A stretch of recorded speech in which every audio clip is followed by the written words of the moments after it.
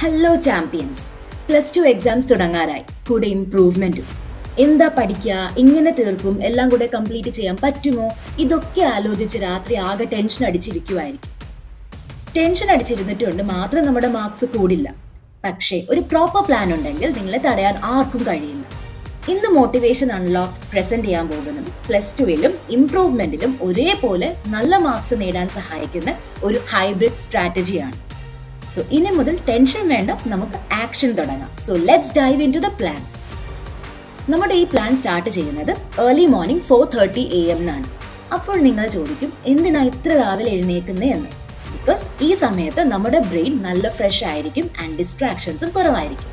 So 4:30 AM to 5 AM എഴുന്നേക്കാം, ഒന്ന് refresh ആകാം, കുറച്ച് സ്ട്രെച്ചിങ് എക്സസൈസ് ഒക്കെ ചെയ്ത് ഒന്ന് മെഡിറ്റേഷൻ ഒക്കെ ചെയ്യാം. 5 to 6:30 AM ആയിരിക്കും നിങ്ങളുടെ സ്റ്റഡി സ്ലോട്ട് 1. ഇതാണ് നമ്മുടെ ഡീപ് സ്റ്റഡി ടൈം. സോ +2ലെ സബ്ജക്ട്സ് ഈ ടൈമിൽ കവർ ചെയ്യാനായിട്ട് ട്രൈ ചെയ്യുക. 6:30 to 8:30 AM സ്കൂളിൽ പോകാനായിട്ട് റെഡി ആവുക. റെഡി ആകുന്ന സമയത്ത് നമ്മൾ നേരത്തെ സ്റ്റഡി സ്ലോട്ട് 1ൽ പഠിച്ചില്ലേ, ആ കാര്യങ്ങളൊക്കെ ഒന്ന് ഓർത്തെടുക്കാനായിട്ട് ട്രൈ ചെയ്യാം. ഇനി സ്കൂൾ അവേഴ്സിലും നമുക്ക് കിട്ടുന്ന ടൈമൊക്കെ യൂട്ടിലൈസ് ചെയ്യാനായിട്ട് ട്രൈ ചെയ്യുക. 4:30 to 5:30 PM സ്കൂൾ വിട്ട് വന്ന് കഴിഞ്ഞ ഉടനെ തന്നെ ഒന്ന് റിലാക്സ് ആകുക. ബിക്കോസ് മൈൻഡിന് ഒരു ബ്രേക്ക് ഇമ്പോർട്ടൻ്റ് ആണ്.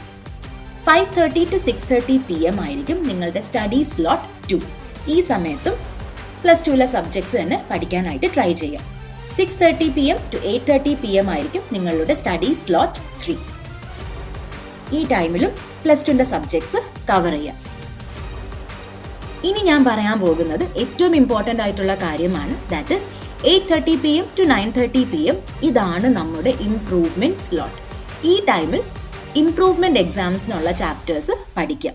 അപ്പോൾ ഓരോ ദിവസവും നമ്മൾ 1 മണിക്കൂർ ഇംപ്രൂവ്മെന്റ് എക്സാംസിന് വേണ്ടി മാറ്റി വയ്ക്കുകയാണെങ്കിൽ ഫൈനൽ എക്സാം വരുമ്പോഴത്തേക്കും നമുക്ക് ടെൻഷൻ കുറവായിരിക്കും.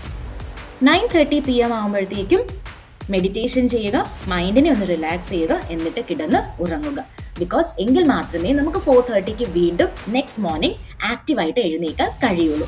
സോ മക്കളെ, ഈ 79 ചാപ്റ്റേഴ്സ് എന്നൊക്കെ നമ്മൾ പറയുമ്പോഴത്തേക്കും നമുക്കത് ഒരുപാട് ഭാരമായി തോന്നുമെന്ന്, നമുക്ക് സങ്കടം തോന്നും, എങ്ങനെ ഇതൊക്കെ പഠിച്ചു തീർക്കുമെന്ന്.